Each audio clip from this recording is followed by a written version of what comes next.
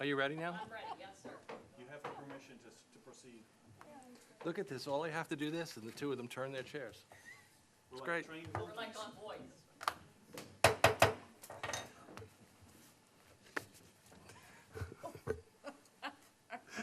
Call the meeting to order. Let the record show that this is a regular city council meeting held on Monday, May 15th. All members of council are present, and the press has been duly notified. Would everyone please stand and join me in the Pledge of Allegiance?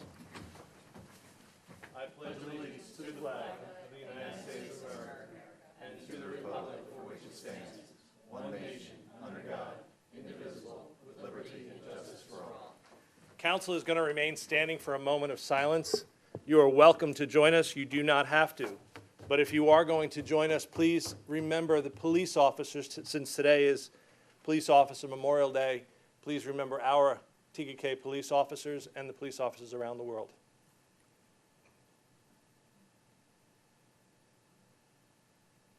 Thank you.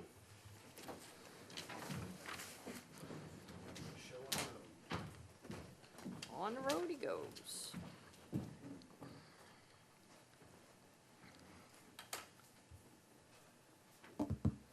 Item number 1 on the agenda is the proclamation recognizing the volunteers at Heron Harbor Playground.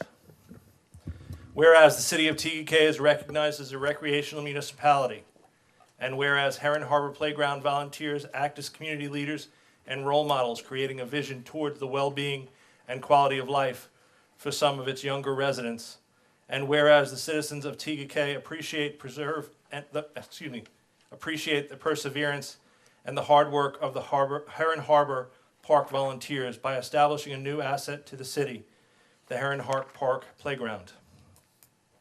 Now therefore be it proclaimed that the mayor and the council of the city of Tega do hereby congratulate and recognize the Heron Harbor community for its volunteers of their significant contribution to the city and encourage youngsters of all ages to take advantage of the new playground and Heron Harbor Playground. Do we have anyone front? There you go. Come on up. Let's go.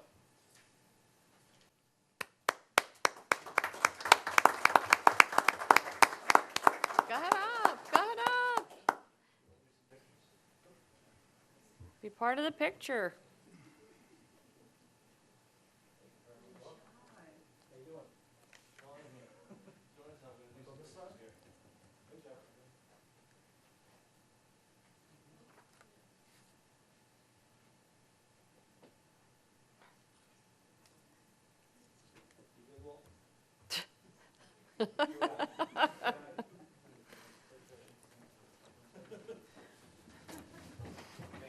Thank you. Thank you. Thank you very much. Thank you. Appreciate the effort. Item number 1B on the agenda is the Extra Mile recognition. The Extra Mile program was created in the summer of 2016. I believe, based on council member Jen Stalford, we stole it from, where did we steal it from?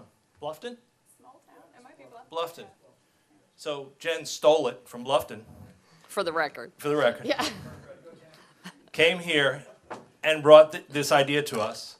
And it was for the high school age students the opportunity to give back to the community in which they live.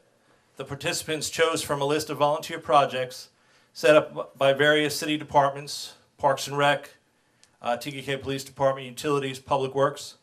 Community service hours were completed in 2016-17 academic year. While we did not get much participation as we had hoped, we look forward to increasing the participation next school year. It is great to have young people in our community volunteering to make their community even better. And one of those participants was Cassidy Burns. Cassidy, would you come forward?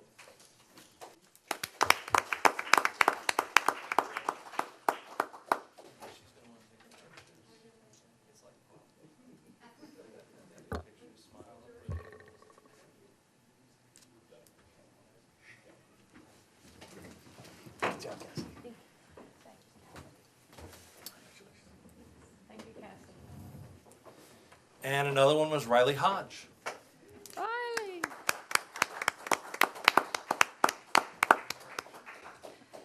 All the girls. Yeah.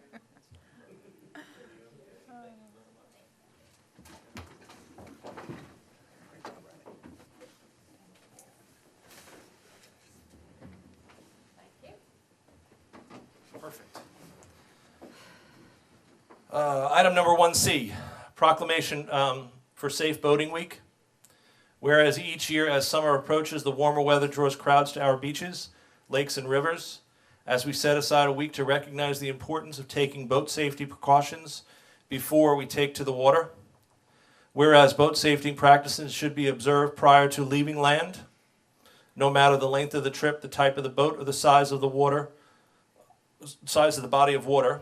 And whereas when boat operators and their passengers exercise caution when boating, including wearing life jackets at all times and avoiding consumption of drugs and alcohol, incidents can be avoided, lives can be saved, and anywhere can be safe and enjoyable experience. Whereas we encourage all residents who participate in boating activities to observe this occasion by learning more about safe boating practices and taking advantage of boater education. Now therefore we proclaim that the mayor and the council of the city of Tega, South Carolina, the week of May 20th to 26th, 2017 as National Boat Safety Week. Thank you.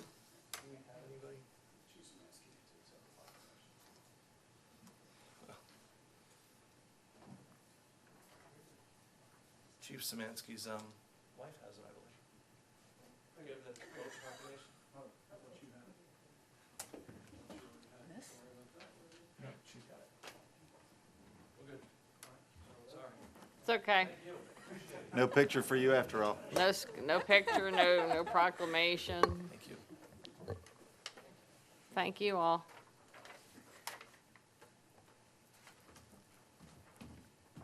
Did I have it? Yeah.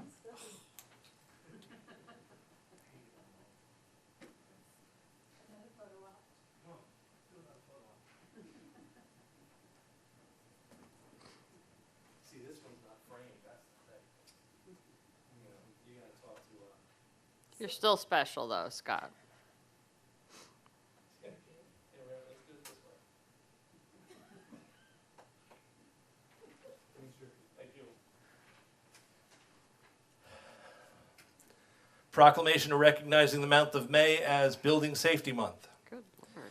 This is a long one. You guys want to go out and, have some fun, come back. It'll be good in about 5 minutes. Whereas the city of Tega, Walt sleeping. Walt. whereas the city of Tega is committed to recognizing our growth depends on the safety and economic value of our homes, buildings, and infrastructure that serve our citizens. And whereas our confidence in structural integrity of the buildings that make up our community is achieved through devoted building safety and fire prevention officials, architects, engineers, builders, tradespeople, design professionals, laborers, and others in the construction industry. And whereas Building Safety Month is sponsored by the International Code Council to remind the public about the critical role of our community's local code officials who assume the safety, efficient, and livable buildings that are essential in keeping our city great.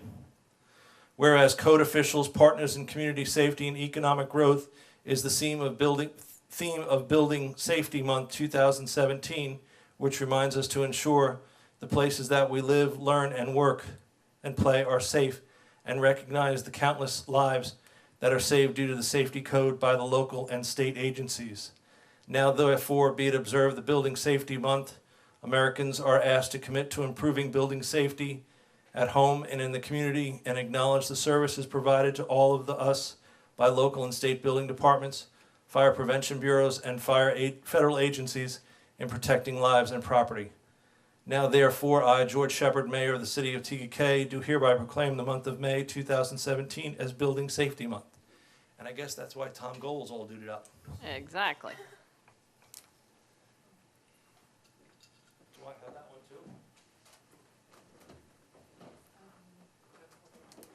Must be in your folder. Good golly, Miss I Molly. am already on the plane. Okay. She's gonna give you something that's not real to use.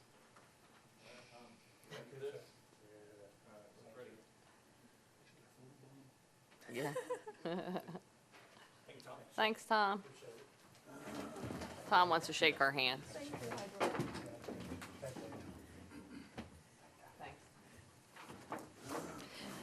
Mr. Mayor, members of council, I'd like to make a motion to amend the agenda, item 1, to add item 1E, which is a proclamation for Municipal Clerks Week. I have a motion by Dottie Hersey. Do I have a second? Second. Second by Jennifer Stalford. Call the question. All in favor, signify by saying aye. Aye. Unanimous. Whereas the office of municipal clerk is a time-honored and vital part of our Whoops. local government existing throughout the world, and whereas the officials of the office of the municipal clerk is the oldest position among public servants, whereas the office of municipal clerk provides the professional link between the citizens, the local government bodies, and agencies of government at other levels, whereas municipal clerks have pledged to their ever mindful of their neutrality and impartially rendering equal service to all, whereas municipal clerks continually strive to improve the administration affairs of the office of the municipal clerk through the participation in educational programs, seminars, workshops, and annual meetings of their state, provincial, county, and international professional organizations. Whereas it is most appropriate for us to acknowledge to recognize the accomplishments of the office of the municipal clerk, and more specifically our municipal clerk, Sylvia Szymanski, who works tirelessly at her position for the city and for the citizens of TUK. Now therefore be proclaimed that the mayor and the council of the city of TUK recognize May 7th through May 13th as Municipal Clerk Week, and further extend our appreciation and gratitude to our municipal clerk, Sylvia Szymanski, for her vital services she performed as an exceptionary dedicated to our city. Signed today.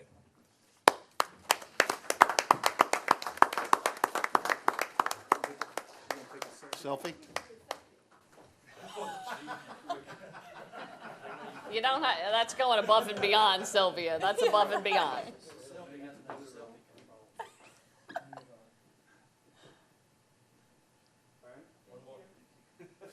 Where's Walt? Walt, you can come back now. Item number 2 on the agenda are public comments. Thanks, Sylvia. Ooh, ouch. Public comments. The person who signed up for public comments, Lee Storm. Thank you, Mr. Mayor and council members, for taking a few moments to hear me this evening. In 2012, I purchased 13 acres out on 160, and it was formerly owned by my elderly parents, and because of a pretty significant legal mistake by a local lawyer, it was tied up for many, many years, and they were, by the time it was all solved, my parents were too elderly to deal with it, and so I purchased it and on their behalf, and have been trying to sell it ever since. We believed we actually had a contract prior to me purchasing it to turn around and sell it, again, on behalf of my parents. And we've had just issue after issue with the property. I have a notebook sitting on my chair that's 5 inches thick with contracts, all which have gone away. And our latest situation is that we cannot get water to the property. And an adjoining builder offered us right-of-way across their property for $200,000, which then made the property too expensive for anybody that wanted to purchase it. And that builder has since rescinded that offer. We don't even have that offer at this point. So what I'm asking you all for is relief and the ability to either get water that you could bring to me to that property so that we could sell it finally, or until such time as you can do that, allow us to tap onto the county water that is already on the property. And that is something that my father brought to the property many, many years ago. So we need help because we really need to sell this property. I've been paying the taxes on it since 2012, and I'm not getting really any services for what I'm paying, and just need some relief. Mr. Storm, could I ask you two questions? Yes, One, for the record, would you just state your address? Your address, My home address, just for our record. 6721 Wakehurst Road, Charlotte, North Carolina, 28226. Thanks. And the second question is, where is the 13 acres located on 160? Whereabouts? Pete, you could probably help me. Located in back of where the TD Bank is currently located, in those townhouses. Okay, thanks. So that is my request, and anything that you can do. We've met with Charlie, and there are some possibilities with the changes that the adjoining builder is making, and maybe that's our answer. Hopefully that's our answer, but anything that you can do to help us, I would greatly appreciate it. Thank you very much. Are there any other public comments? Would you step to the mic, state your name and address?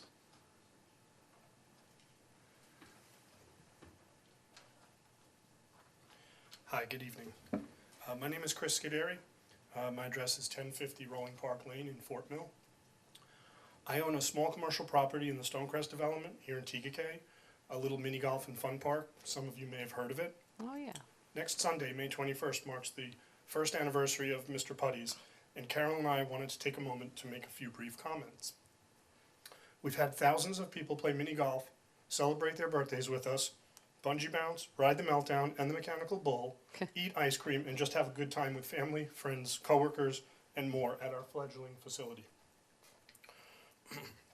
Owning and operating a customer-driven business is not for the faint of heart, as I have learned, sometimes very painfully, over the past year. I would like to thank my wife, Carol, and my son, Robert, for being my sounding board and voice of reason on more than one occasion, actually more occasions than I can count.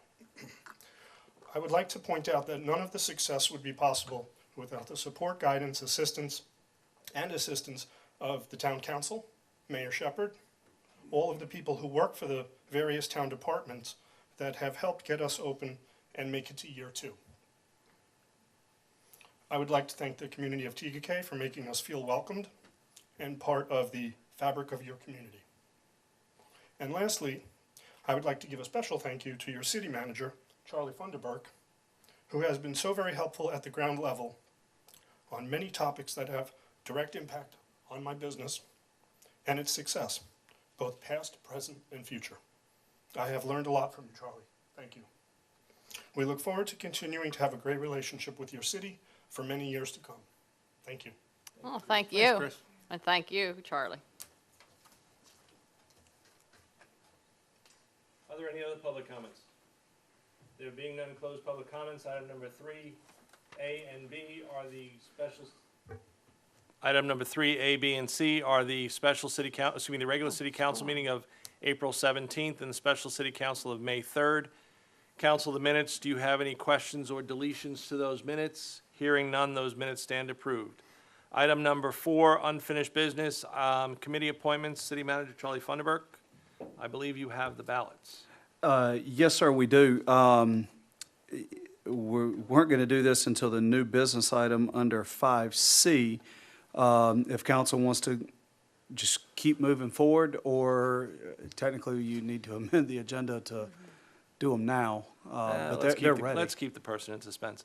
Item number 4B on the agenda is the second reading of an ordinance to amend Chapter 14 of Municipal Clerk Code. City Manager Charlie Funderburk.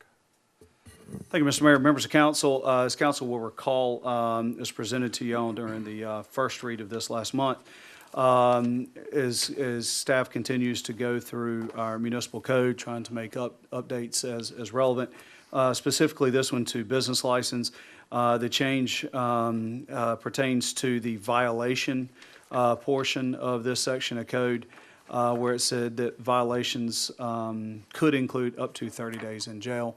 In discussing this with law enforcement as well as our code enforcement staff, really felt like, even though this was part of the model ordinance that did come from the municipal association, probably a little bit heavy-handed, not something that we would practically do in regards to this section. And so that would be the only change, would be to remove that up to 30 days in jail from the violations portion. As council has already given a favorable first read, we would request a favorable second at this time. Thank you, Charlie. Council, entertain a motion. Mr. Mayor, I'd like to make a motion to approve a second reading of an ordinance to amend Chapter 14 of the Municipal Code as it relates to business licenses. I have a motion by David O'Neill. Do I have a second? Second. Second by Ryan Richard. Any council discussion? There being none, call the question. All in favor, signify by saying aye. Aye. Unanimous. Item number 4C on the agenda is the second reading of an ordinance to sell property. City Manager Charlie Funderburk. Thank you, Mr. Mayor, members of council. We did undertake first reading of this ordinance as well as the next two during your specially called meeting earlier this month. Some time ago, previous council had listed these properties as, or declared these properties as surplus. At council's direction, a realtor was engaged after an RFP process, and all three properties were publicly listed on the MLS. And we did receive offers on all three, one party for one of them and a separate party for the other two.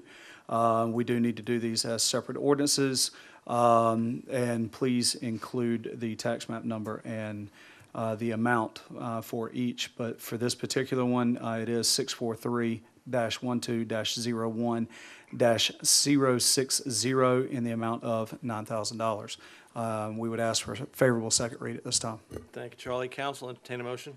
Would it be okay to read them all, to do ordinance 518, 519, and 520 with the tax map numbers and respective amounts and kill them all at one time? There are three separate I ordinances. guess my only question would be, although I don't think it'll happen, but what if a council member or more wanted to vote in favor of one but not in favor of the I other? guess that's a fair But statement. it's probably not. All right, then I'll just do one. Okay. Mr. Mayor, members of council, I'd like to make a motion to approve the second reading of an ordinance to sell tax map number 64312011060 for the amount of $9,000 and to have the city attorney and city manager execute all documents necessary to close on the sale of the property. Motion by Dottie Hersey. Do I have a second? Second. Second by Jen Stalford. Any questions? Call the question. All in favor, signify by saying aye. Aye. Item number 4D, as City Manager Charlie Funderburk stated, this is part of the same thing. We're selling some property. I entertain a motion.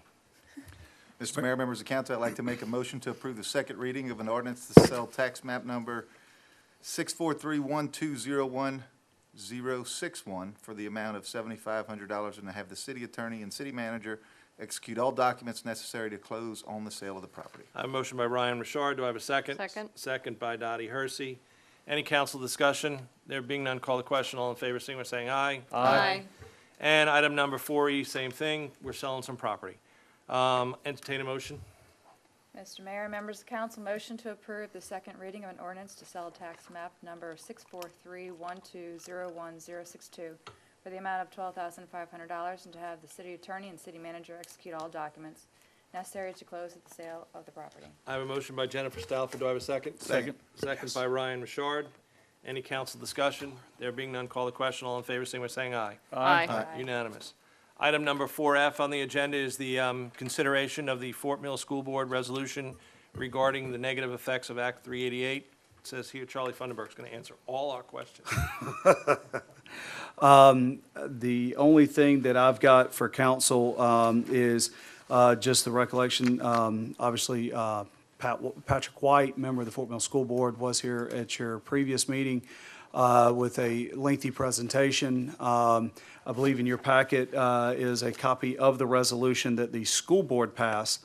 And then we also have the, what they have asked of our city council, of you folks, to endorse their resolution.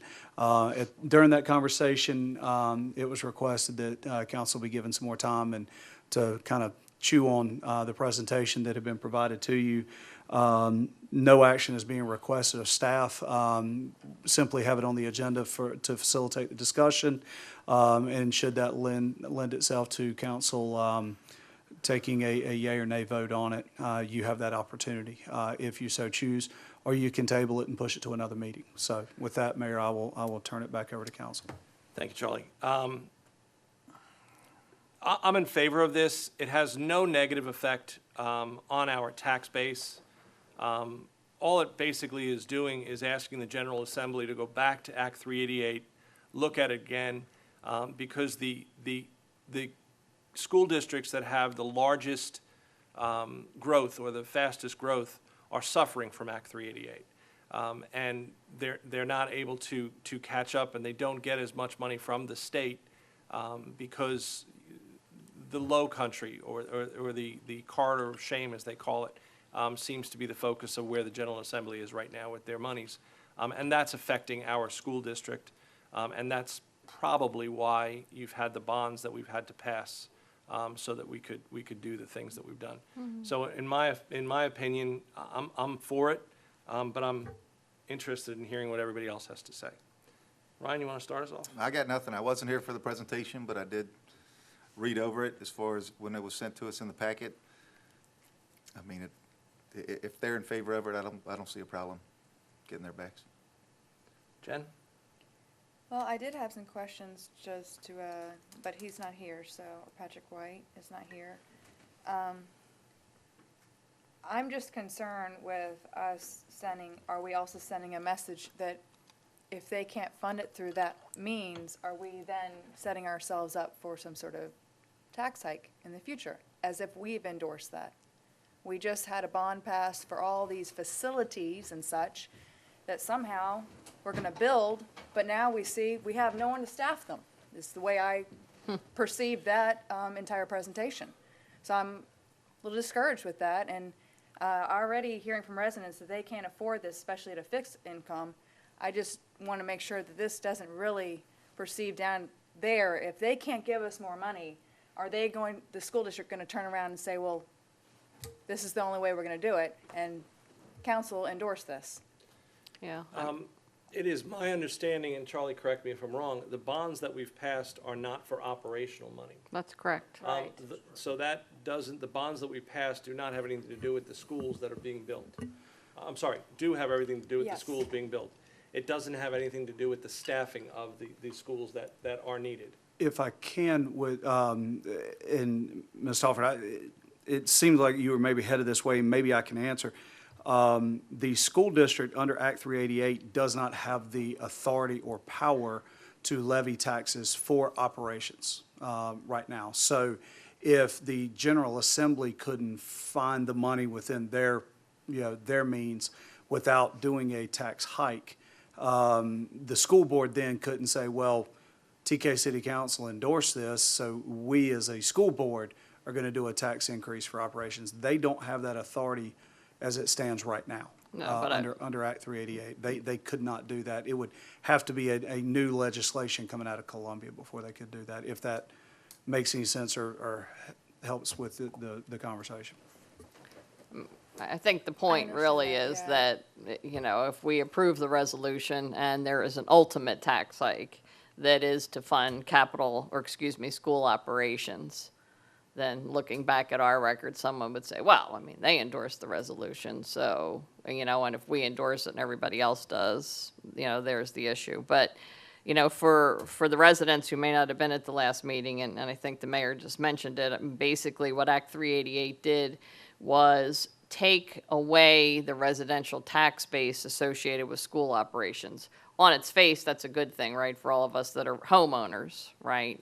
But it levied more taxes, or it made the commercial businesses bear more of the cost associated with school operations.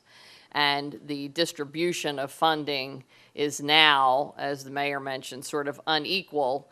The state government's not looking at it to say, well, gee whiz, Fort Mill is growing by leaps and bounds, and therefore their school district maybe needs more funds than some other school district.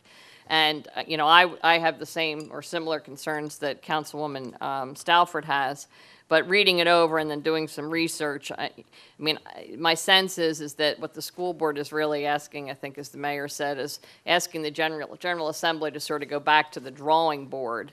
If they just go back to the drawing board on Act 388, I think it's going to be an epic fail. What they really need to do is go back to the drawing board on tax reform in its entirety and figure out how things should be distributed. This resolution probably won't help that, and whether we vote for or against the resolution is probably not going to make a darn bit of difference.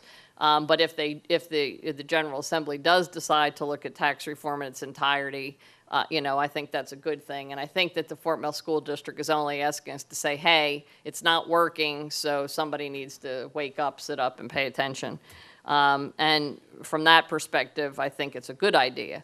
I'm not too thrilled as a homeowner about getting my taxes raised. At the same time, we also have to understand that our commercial businesses won't be able to come to the Fort Mill area into Tega K, which is part of, obviously, Fort Mill Schools, if their taxes are so unequal or so high that they can't afford to be here either. So it really is a balancing act that unfortunately we don't control. But, again, I was very concerned after the last meeting and after doing a little bit more research and thinking about it. From my perspective, I think voting for a resolution that says, hey, we need to sort of look at this again makes sense. And hopefully it doesn't end up that they just decide, the General Assembly, to just raise the residents' taxes again, the millage rates, I should say. So that's my opinion. Thank you. I also got that same feeling, but they didn't address, when they reduced our property tax, they also raised sales tax by 1%, if I recall, isn't that right? Correct. And Yep. they didn't really address, the school board really didn't address that 1% as a kind of an offset. I don't recall them saying that, so. But I don't really see how them just going back and discussing the negative effects on 388 really, is that negative towards us? So I wouldn't have any problem supporting it. Didn't the raise the sales tax 2 cents? 1%. is I what think, read. I think it was 1%, is what the sales tax, but I'd have to go back to verify to be 100% certain. Yeah. I just had a question, if anybody knows the answer. It said that it was making it more difficult on businesses, but it also people who rent. Correct. Is that second home rentals, because it's 6% instead of 4%? That's correct. Okay. Yes, because Right, that's yeah, commercial. I didn't know if it the meant- break was for property owners owner-occupied for both, homes. Right. Okay. So it Correct. also, your apartments That's what I was are wondering. considered commercial. So they pay, which is, I don't have a problem with that, but they pay the operations tax to the school through Okay. Act 388. Thank you. All right. Do I have a motion? Mr. Mayor, members of council, I'd like to make a motion that we approve or pass the resolution regarding the negative effects of Act 388 as requested by the Fort Mill School Board. Motion by Dottie Hersey. Do I have a second? Second. Second by Ryan Richard. Any further council discussion? There being none, call the question. All in favor, signify by saying aye. Aye. Unanimous. Item number 5A is the approval of the municipal court solicitor agreement. City Manager Charlie Funderburg. Thank you, Mr. Mayor, members of council. Back in May of 2015, we did enter into an agreement, an employment agreement with a solicitor, Mr. Willie Thompson. Mr. Thompson does work full-time for the county solicitor's office. He works with our court in regards to certain bench trials and most certainly any and all jury trials that we do have on the city's behalf. We started using a solicitor in 2013, Ms. Stephanie Wood. She has gone on to become a magistrate with the county. I believe she is a bond judge now with the county. So as she transitioned out, we were very fortunate to bring Mr. Thompson in. As his agreement is expiring this month, we would request to renew that agreement. It does include an increase in Mr. Thompson's pay. And after much discussion that I had with him, I feel that it is a justified increase just based on the amount of time that he is having to spend preparing for the actual court cases, probably more so the preparation than the actual trial themselves. And that time is going to continue to increase as we roll out full implementation of our body cameras with our police department. That's a lot more video that he has to go through and analyze in addition to the dashboard cams and whatnot. So he has been a tremendous asset for us. I met with court staff as well as our police chief on the matter, and they all concurred that he has just been an absolute tremendous asset for the city. So with that, Mayor, I will turn it back over to you and council. So Charlie, help me out a second. Before we hired this gentleman to be our court solicitor, how were things handled? Well, before him, as I said, was Stephanie Wood, who was another attorney out of the, or prosecutor out of the solicitor's office. Before that, we would have our police officers would be standing up, presenting the city's case up against generally seasoned trial attorneys. More than one of our officers would about drive themselves into an ulcer on court nights. Yeah, we had a lot of cases that were kicked on technicalities just because the officer just Not a couldn't lawyer. present it and going up against an attorney. So since that time, our jury trials, a lot of those have been able to we've been able to negotiate down with plea deals and things of that nature. We've been able to keep court on time because it's one of the tenets is everybody's right to a speedy and fair trial, and not having to delay jury trials, getting a backlog of cases and things like that. Since we moved to the solicitor process, our court has been a lot more efficient. So it's been a benefit for us to have the solicitor. Clearly. Most certainly. For us to go. Okay. Most certainly. Any other questions for Charlie? Council, entertain a motion. Mr. Mayor, I'd like to make a motion to approve the municipal court solicitor agreement and authorize the city manager to execute said agreement. I have a motion by David O'Neill. Do I have a second? Second. Second by Ryan Richard. Any council discussion? There being none, call the question. All in favor, signify by saying aye. Aye. Unanimous. Item number 5B on the agenda is the introduction of a first reading for the Economic Development Commission. City Manager Charlie Funderburk. Thank you, Mr. Mayor, members of council. I'll be very brief on this. At your April meeting, Mayor Shepherd during council comments asked for me to bring information back on creating some form of economic development commission. As I reached out to my peers and counterparts, both in the local area as well as a few from around the state, quickly learned that basically there are two types. There's one similar to what York County and the city of Rock Hill does, to where their economic development commissions are really a standalone body. The city or the county fronted them some money in the early years, got them started, but now these are commissions that hold real property, sell real property for redevelopment and things of that Wow. nature. I mean, it's a huge thing. But then as I talked with Allison Harvey over in Clover, as I talked to Rick Cotton over in Clemson and a few others, I felt like was probably a little bit more geared to how, for something we could really take on here as a city, plus looking at what commercial growth opportunities we have. We're really limited just because of development in the county on where we could extend our boundaries for commercial development. So that's as we got into it, because it really became very obvious that there was two clear paths, basically, that we could go down. It ended up turning from bringing back information to council to, we could probably go ahead and put an ordinance together and bring that to council. So Before You Night is that ordinance that would provide for that commission if council so chooses to. So, and I'll be happy to answer any questions that council may have on it, if any. So, Mayor, I'll turn it back to you. Thank you. Any questions for Charlie in regards to this? Any just council discussion? Well, under section 2 for duties, I was just curious, how will the reports and recommendations be made to city council? Do we envision this being a staff liaison who's assigned to it, or do we have the chairperson? I mean, years ago, when we had our different committees, the committee chair actually would be coming and presenting the information to us. And I really didn't know what you guys viewed or your envision here is. Well, I would say, yes, we would have a staff liaison assigned to that group. I'm not, to assist them and things of that nature.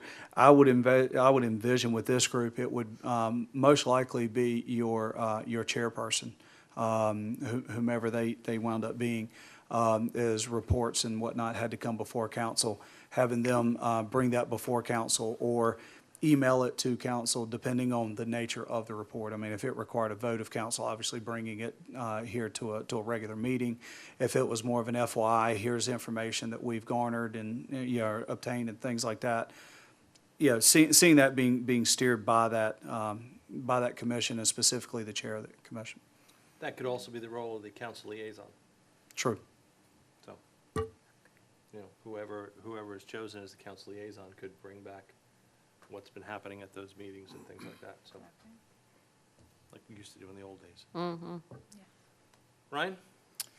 The only thing I have to add is, I started with as the liaison for the planning commission this past week, and a couple of things had come up as far as for private roads versus city-owned roads, and I know one way was, presented in the beginning one way and kind of ended up being another way, and Chris had asked a lot of good questions as the chairman of that committee, but I don't know the numbers, but by allowing that builder at Cadence to change those roads from private to public, I'm relatively positive that the city's expense for that project will be increased over the years.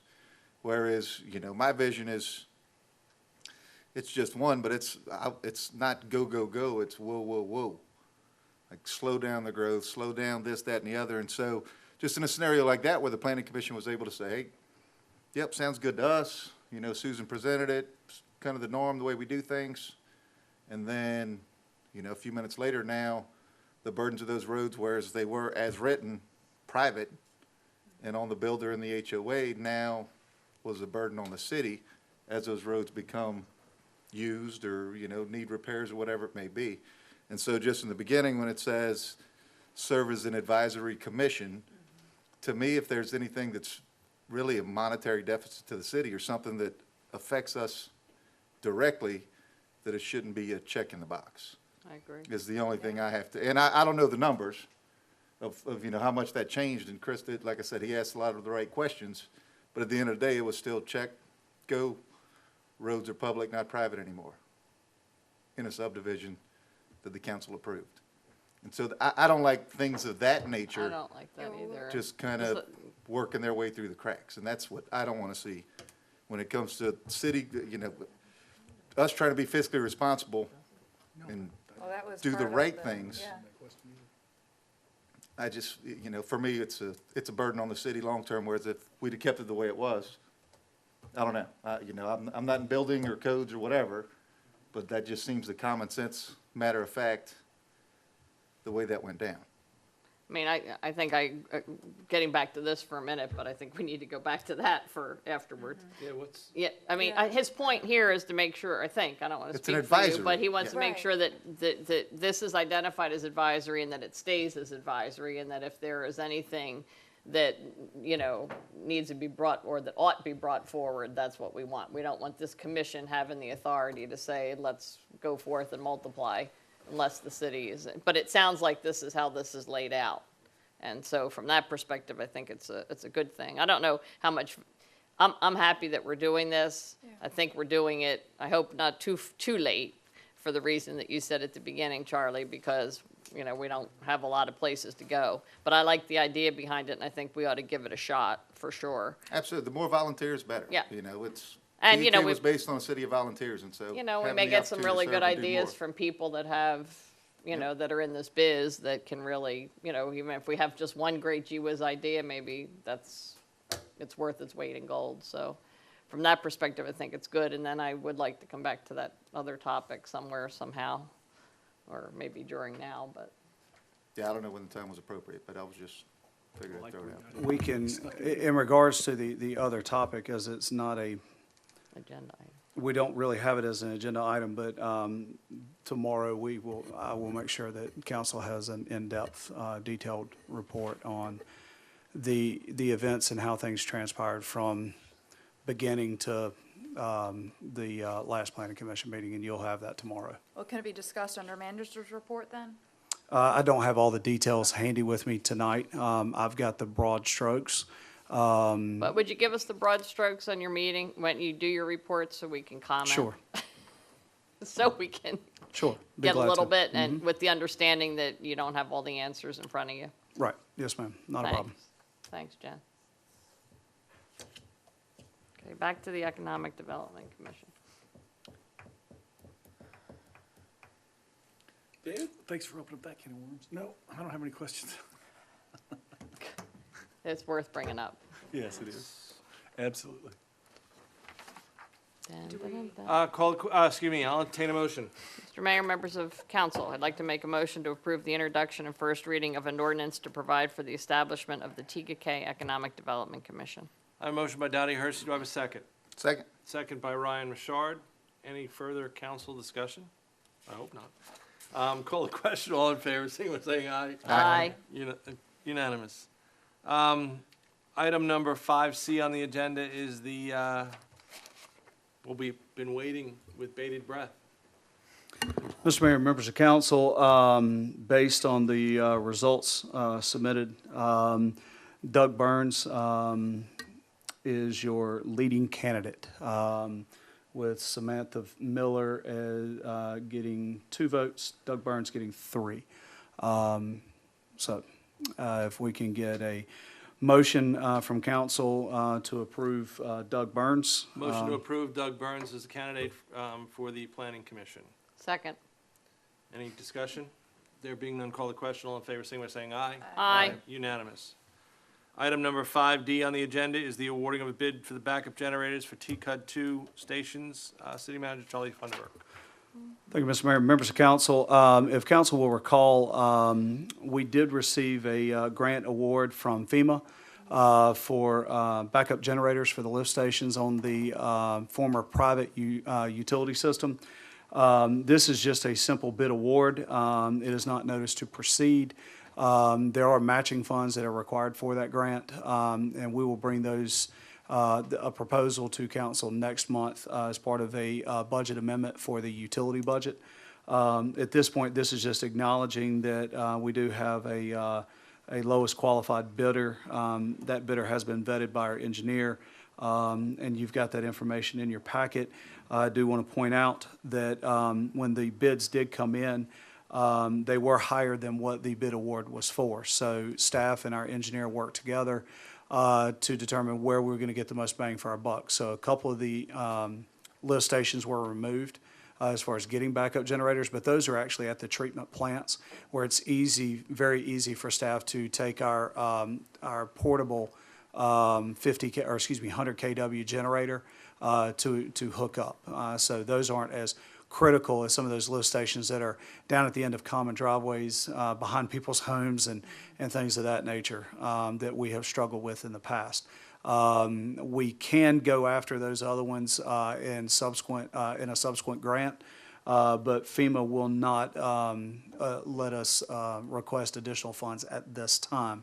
So this is just a bid award. We'll bring back contract proposal as well as our matching fund request to the next council meeting.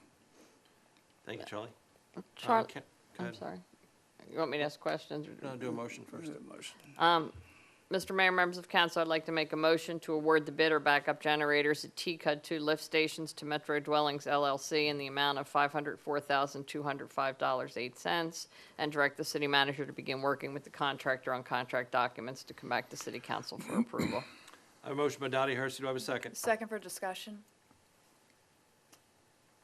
Second by Jennifer Stalford, and I think Dottie, you've got a question as well. so. My question was, remind me how much the FEMA grant was, the value of the FEMA grant, if you know it. It was like 505,000, or excuse me, I'm sorry, it's 480 some odd $1,000. I don't have the exact figure with me. 480K is good for purposes of this discussion.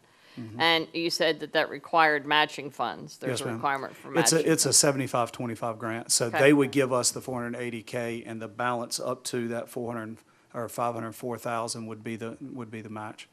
Okay, thanks. Yes, ma'am. Jen? Actually, I was gonna ask what the match was, and then $91,000 shaved off is quite a sizable amount, but it was all for those other locations Yes, that can ma'am. be easily accessible? Yes, ma'am. So do you foresee that those needing to, in subsequent It's, according to the conversation I had with our utilities director, it's not a high priority concern based on their accessibility. And the fact that as part of the SRF project, we just greatly enlarged the wet wells at both of them as far as their holding capacity. We've got, he feels very comfortable that, at some point in time, we need to do them, but he doesn't see it as mission critical at this point, after he and the engineer met and went through all of them. Okay, Great. thank you. Ryan? Nothing. David? No, sir. Call the question. All in favor, signify by saying aye. Aye. Opposed? Unanimous. Item number 6 on the agenda is the city manager's report. Charlie Funderburk, city manager. Thank you, Mr. Mayor. Members of council, I'm going to run through a couple of items, and then I will touch on this new topic that came up during tonight's meeting. And I'll probably, Susan, are you? Okay. Probably have Susan Britt, since she's with us tonight, come up to the microphone and discuss the planning commission item. TKPD started the Business Watch meetings back up with local businesses. They will be meeting semi-annually to start, but will meet more frequently if needed. As part of this, they're getting businesses to register their security cameras so that we know who has them and who doesn't for investigation purposes. They're in the process of, this way, if there's a robbery or something like that, they know in the area, they know immediately who has external cameras. They can go to that business owner, hey, can we see your footage? Doesn't mean we can remote in and watch their video whenever we want, but it just gives our folks a list of who's got the cameras and who doesn't to help on investigation purposes. They're also in the process of setting up an ongoing electronic communication between the businesses and police staff for information sharing and intelligence gathering. So good kickoff meeting there. I believe the next one is in October. SRF, sewer rehabilitation, we were on that just this evening. And I do want to point out that apparently, if you'll turn your attention to the screen, we've hired a new T-Cut employee. This was on a repair at the end of Palmyra Drive, where the mayor is now located, came out and was holding a flashlight while the guys were fixing the water line.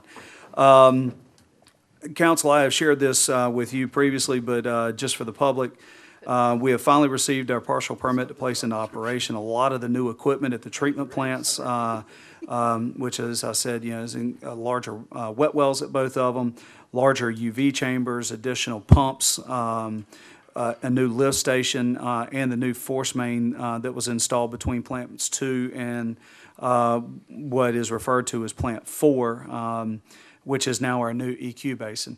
The testing is underway on those items. Why is this important to the public? Well, because that means that once the testing is complete, we can finally remove that large EQ basin that is over beside wastewater treatment plant 2. DHEC had required us to maintain that until permanent equalization could be achieved. We've achieved that. So as soon as the force main, we've started making sure that flow can go back and forth and do what it needs to do. We can remove that, and we've got that scheduled to happen the week of May 29th. We'll have that tank removed from over at wastewater treatment plant 2. We did realize that we were coming in under budget early in the process in regards to repair the gravity lines. So we now have that contractor through a change order process with DHEC back out. Should be either this week or next, coming back out to do some additional lining of the gravity lines, which will help further reduce I&I in the area. They should be working around treatment plant number 2 more heavily this go round. A lot of the focus when they were initially in was around treatment plant 3, based on what the video inspection showed. So Palmyra, Molokai, those areas is where those contractors will be working. But looking forward to them getting in. We are finally reaching project closeout on this. So Amazing. what the plan is for your June 19th council meeting, we should be at a point where I can come back to council as far as with a financial analysis on where we ended up with things. But so far, we have seen that the work that we contracted to do has worked. Great. Yeah, we don't tense up every time there's a forecast of 1.5 inches of rain, the way we used to. So very, very glad to see that project winding down. Fire Station 2, Council, as I told you at your last meeting, we are nearing the end of completion for that station. And over the looks next good. several weeks, we are getting ready to go operational with it. Right now, Council, if you can put this on your calendar, we are targeting July 8th for ribbon cutting for that station. Gives us an opportunity to get all the furnishings and everything moved in and kind of get a good sense of the lay of the land, operationally over there, and then do a ribbon cutting. That is a Saturday morning that we'll be targeting for that, so that we can hopefully invite the community out as well, instead of doing it in the middle of the day on a work day. And hopefully it's a lot more conducive for council and your work schedules as well. But as we get a little bit closer, we'll start sending out specific information to council on that ribbon cutting. And as I'm sure everyone's aware by now, the county did officially open Hubert Graham Way last Friday with a ribbon cutting. I'd like to thank all the council for your attendance at that. From what I can tell, it's getting heavily used, which is good. I did speak with the Pennies for Progress program manager for the county regarding the schedule of Highway 160 widening up to the state line, and they're anticipating starting in spring of 2018. So we should get about a year relief of the orange construction barrels before we see them getting replanted again in this area. The intersection improvements, as I'm sure everybody's seen, they should be completed in the next week or so. I think the county, or excuse me, DOT has pushed out a May 31 completion date, but looks like they may beat that date. Most of the asphalt's done. I think they're working on some the driveway tie-ins on curb cuts and whatnot, and then they've got to finish their restriping. Cross cuts on TK Drive are moving along, hopefully having all those finished by Memorial Day weekend. That was part of the TK Drive resurfacing project with SCDOT. Let's see, and the next to the last item I have is just prior to next month's council meeting, I'd like to do a workshop at 5:30 with the RFAT's administrator, David Hooper. Jen and Dottie, y'all may recall, and Mayor, he came up previously about the demand response transit service proposal. Yep. They've made some strides on that, moving along, and he wants to come up, to have kind of download that information for David and Ryan, as they weren't on council during that time, as well as discuss the city's participation involvement with it. So what we'd like to do is have a workshop with them at your June 19th council meeting at 5:30, and then just roll right into the regular meeting at 6, if that works for council. And now on to the cadence item. I'll tell you what, instead of me hitting broad strokes and whatnot, Susan, if you wouldn't mind coming up and catching council up to speed on that, please.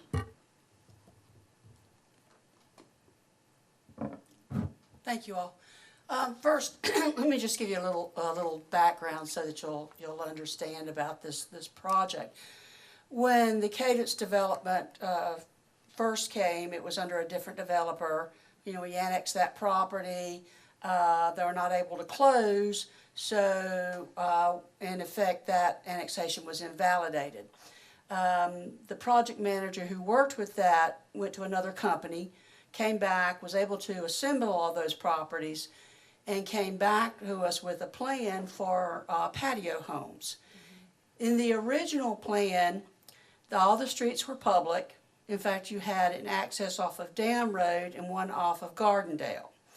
Because of objections by SCDOT, the dam road access went away because of where it was in the curve.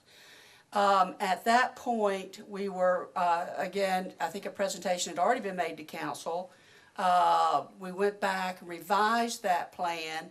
The PDD development standards that were presented to council as part of the annexation and rezoning specifically stated that the streets could either be private or public.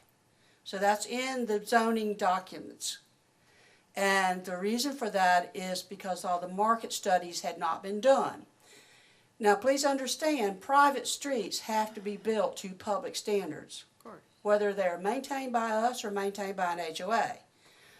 Because inevitably, when you do private streets and those houses sell, they're going to come back to council for acceptance of those streets. It has happened time and again in certain developments already within the city.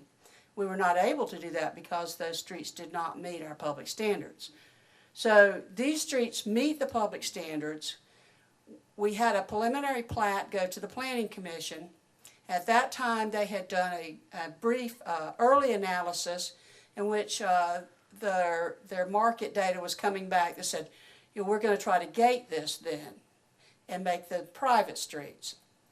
So after that preliminary plat was approved and they were issued their grading permit, they continued on those market studies and came back with the demographics that they were targeting.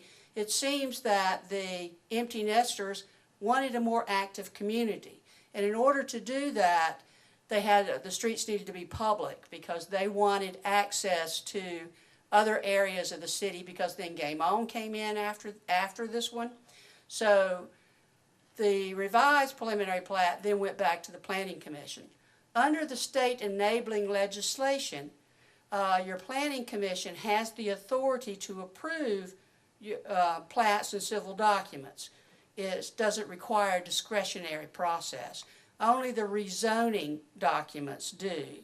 And that's why we were in that. We had that they could be either public or private as long as they were built to public standards, because all the options had not been explored at that time.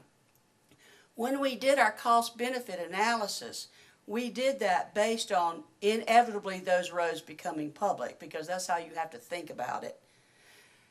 Those roads, number one, you have to think are not going to be accepted into the city's maintenance system for at least 5 years. Because it's going to take, they have to reach a 75% build out before we can even consider it. Mm-hmm. They are warranted to last 20 years. So is it 20 or, they have their warranty on it, but. We get a warranty date. They're not warranted. Typical asphalt road construction, brand new, based on our street designs, would last 15 to 20 years. There's not a 20-year warranty on the road. Excuse me, I misspoke. I was thinking in terms of the lifetime of the roads. Yeah.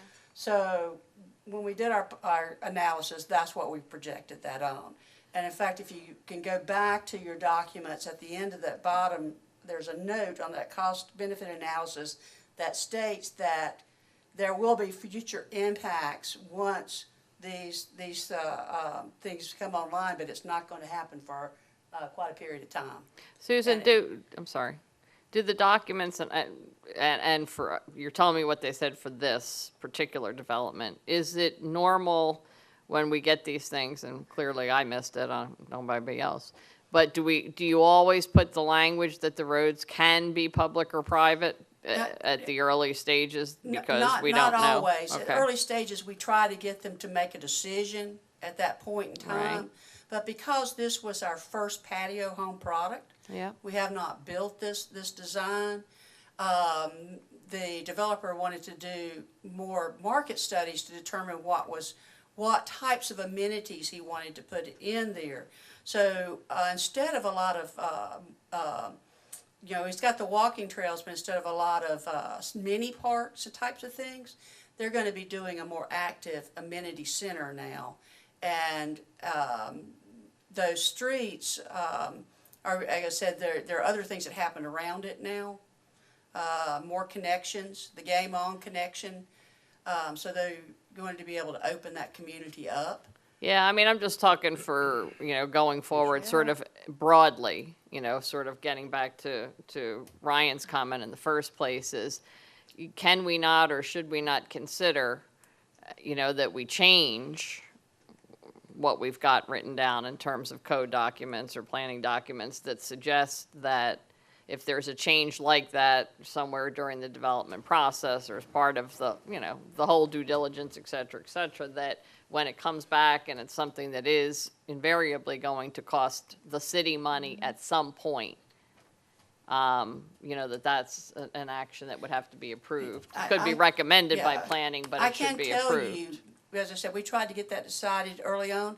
I can tell you, if that language was not in that PDD development standard, it would have come back to council. So what I'm saying is maybe it shouldn't be in the PDDs. Maybe it should, maybe the language should be that things can be public, roads may be public or private, or, there's possibility that they can be either, but it has to be done with approval of city council at the right juncture. I don't know. In the cost benefit analysis, you said public roads were discussed on that, and so the bottom line showed what it would be or what it would cost or tax benefit. However, with that being said, the difference between public and private roads, that number would have been different as well. So I get that under the public side, the number states X and it says that, hey, it's all great. But on the other side of the paper, if it is private and, HOA funded, then that number in the black would be that much larger over time in theory, right? It could have been, but this discussion, as I said, was a moot point for us because the zoning documents, which is the regulation for that plan development, stated that they could be public or private. Right.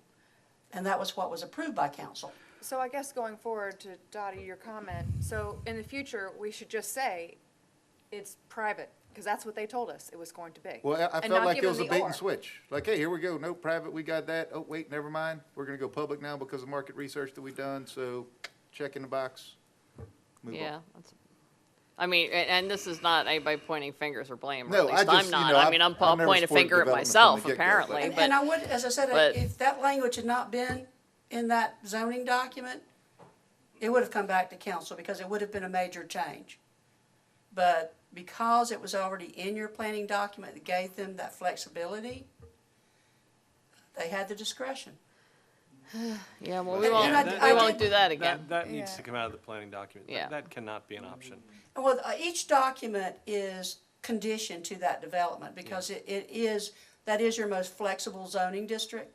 Yeah. And so that's your tool in your toolbox is allows you to negotiate and work with that developer to get, in order to get a higher quality product, to be able to have some flexibility in some of the design standards. So whether or not we did a good job with this in the past, I think it's lesson learned.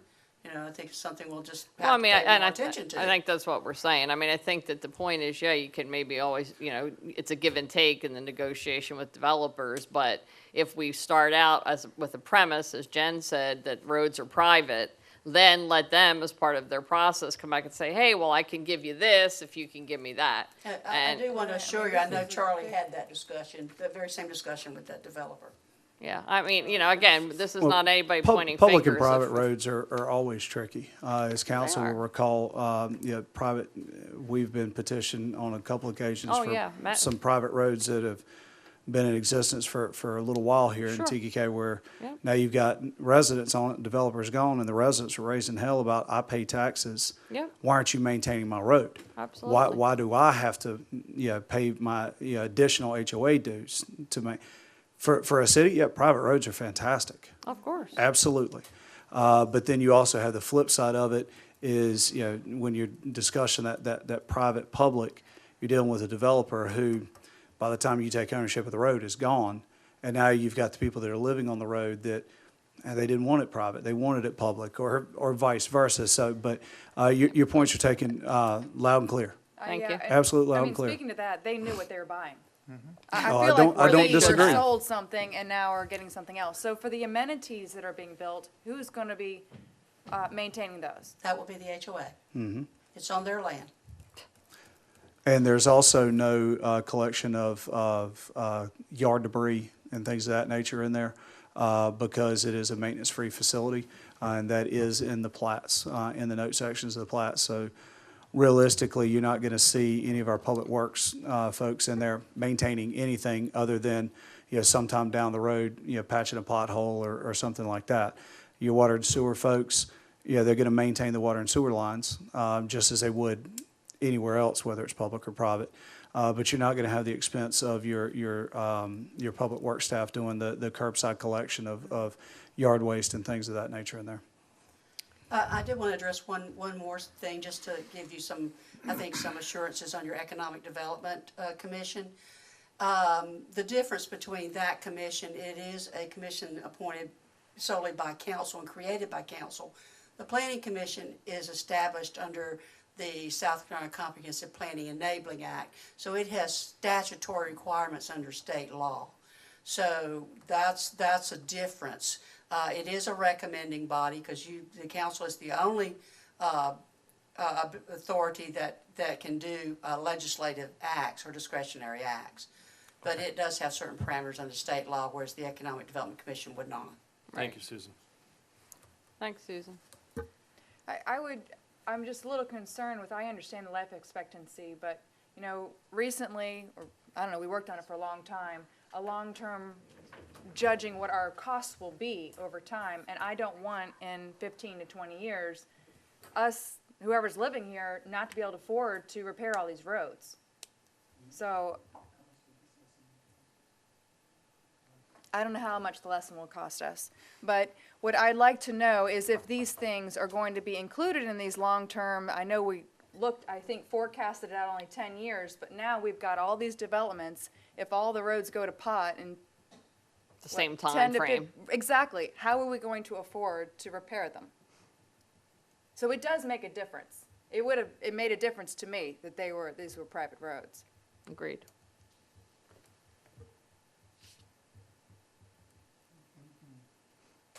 Well, this is a fine pickle.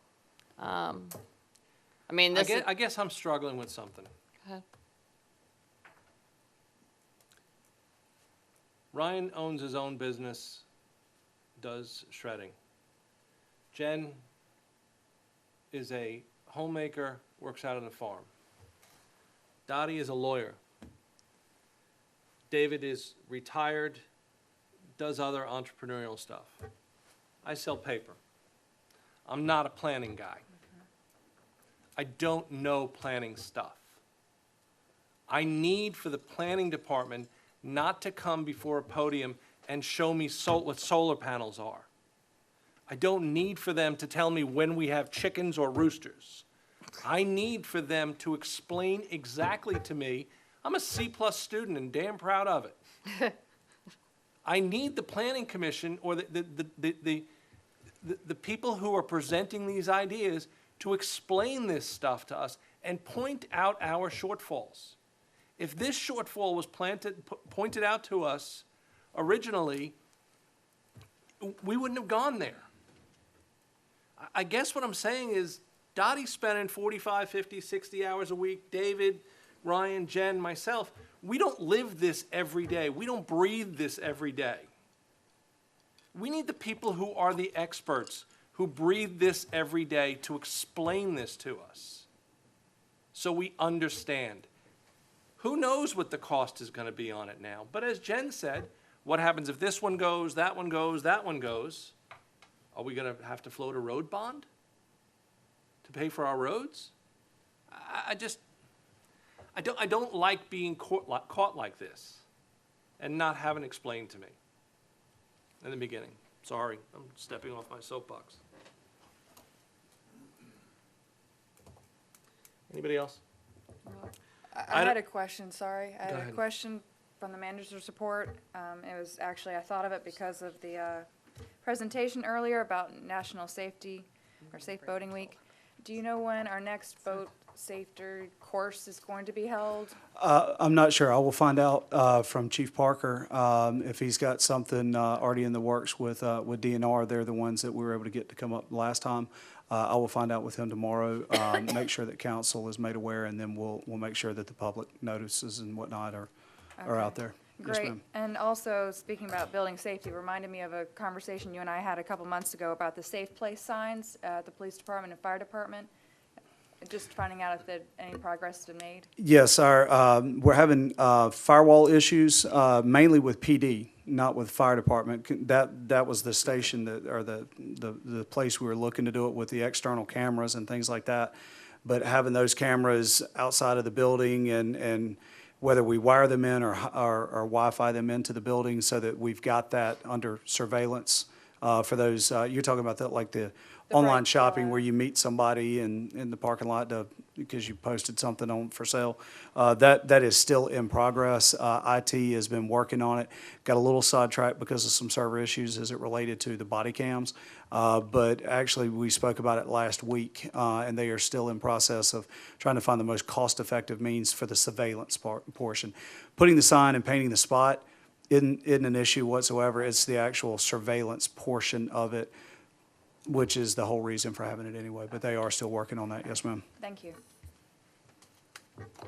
Item number 7A on the agenda, public comments. Are there any further public comments? Item number 8 on the agenda is council comments.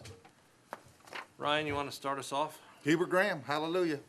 It was good going to the ribbon cutting.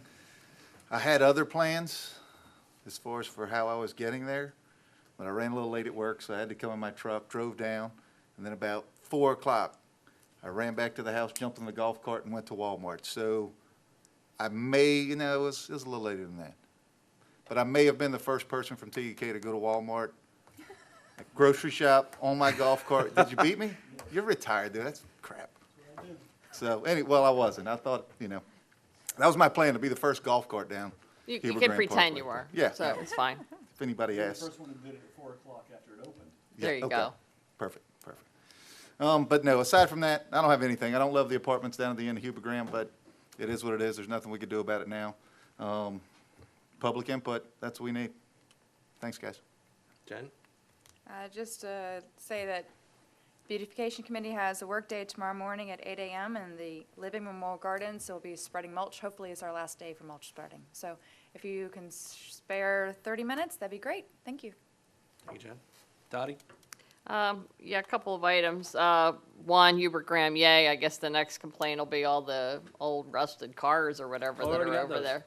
Okay, so I don't know if we have any plan for getting rid of those or if we even have the They're ability. private property. That's what I said. Okay, fine. They're beautiful, but that's fine. Maybe we should just put some plants in them and, but the road's awesome. I even passed it and came back to go use it again because I like it so much better than the intersection now. Fire station looks great. I was over there maybe 2 or 3 weeks ago, so I can't wait to see that open up. That was something that I know George and I in particular, because this came up at the first time we were elected, and I know it was hot on my list. And so I'm really glad to see us taking care of public safety, which is certainly one of our primary objectives. Remember to vote tomorrow. I know it's not sexy. It's not the presidential election. Not that that was sexy at all, actually.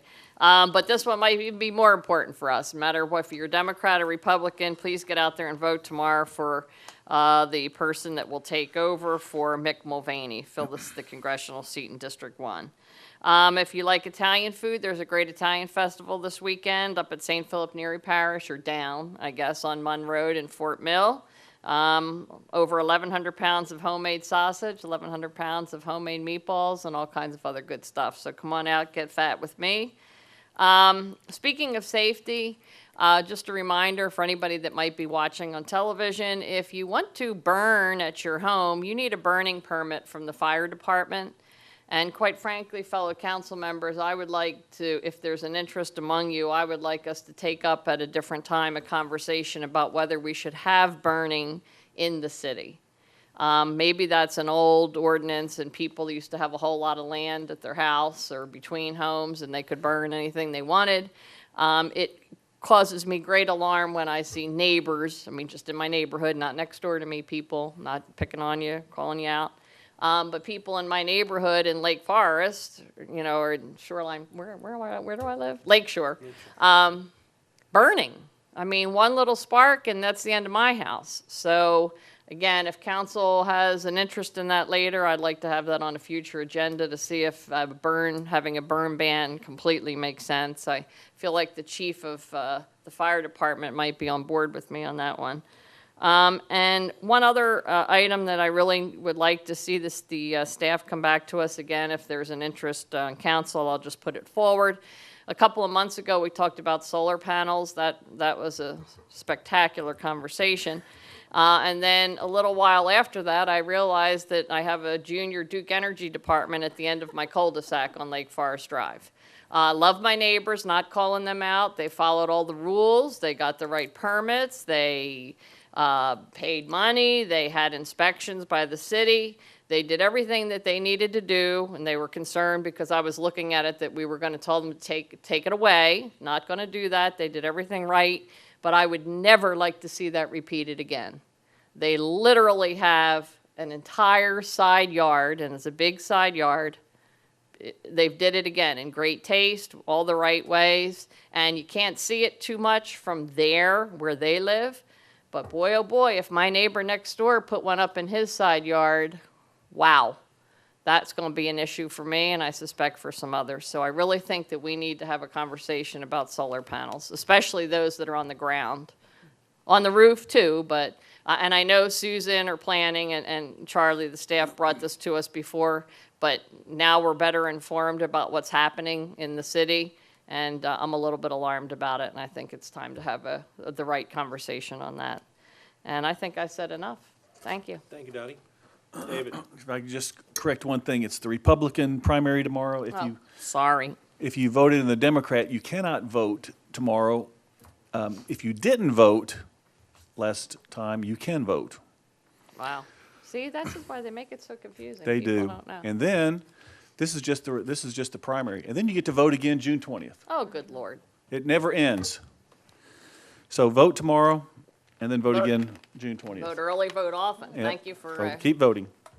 Vote often. straightening it out. Just the Veterans 5K race is Sunday, May 28th. This is a very fun event. We're going to run on Tega Drive again. The race begins at 5 p.m. on Sunday, May 28th. It's a family fun event. You can sign up 2 hours before that, and it's a race to benefit the Fisher House. It's a run and a walking event. And that's all I have. Crosswalks. People are getting out and they're walking more and more on Tega Drive. Please be mindful of the crosswalk. The pedestrian has the right of way. Please stop, put your hazards on as you're stopping so that the car behind you doesn't ram you. So be mindful that people are using the crosswalks more and more. Hubert Graham Way is great. We went to dinner on Friday night in Rock Hill, and I never touched 160. Left my house, and I went all the way down to Rock Hill without touching 160. So everybody going to your festival, the Italian festival, I won't be there, I'll be out of town, can go to the Italian festival without touching Route 160. Even better. Isn't it? Yeah. You know what's going to happen is Hubert Graham's going to be all backed up. That's going to become the bottleneck. Part of my role as mayor, I get to do several fun things, and one of the fun things I got to do on Monday night was the Chamber had an event for awards in the town of Fort Mill, city of Tega. And I got to meet the top 5 seniors at Fort Mill High School and at Nation Ford High School, and I got to ask them some questions about themselves. Really neat, great kids. They're going all over this country, and they're doing all kinds of stuff I never would have even thought of. And then on Thursday, the Fort Mill High School had the awards for the seniors graduating, and I was able to give the top 10% or top 10 students at Fort Mill High School an award from the Lions Club. It's just great, and it's so encouraging to see these young people doing all that they're doing and getting out there. Everybody complains about they're doing video games or they're doing this or doing that. They're not. They're out there volunteering. They're studying hard. They're hanging out with their friends. They're having a good time. I was just so impressed with the seniors this year, as I am every year, and it just gives you such hope that our country is going in the right direction. with that, my daughter graduated from college last Saturday at High Point University. And High Point University was established in 1924.